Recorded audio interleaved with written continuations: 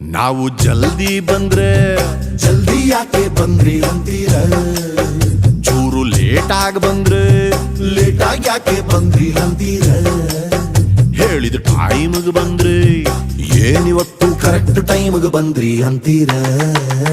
ನಾವು ಬರ್ಬೇಕಾ ಬೇಡ್ವ, ನಾವು ಬರ್ಬೇಕಾ ಬೇಡ್ವ, ಈ ಪ್ರಶ್ನೆ ಯಾರಿಗೆ ಕೇಳೋಣ. ಇದಕ್ಕೆ ಮೀಟಿಂಗ್ ಆಗ್ಬೇಕು, ಇದಕ್ಕೆ ಮೀಟಿಂಗ್ ಆಗ್ಬೇಕು, ಒಂದು ಹಾಫ್ ಬಾಟ್ಲು ಎಕ್ಸ್ಟ್ರಾ ಹೇಳೋಣ. ಆಗಲ್ಲಪ್ಪ ನಮ್ ಕೈಲಿ, ಊಗಿಸ್ಗಳಕ್ಕೆ ನಿಮ್ ಕೈಲಿ.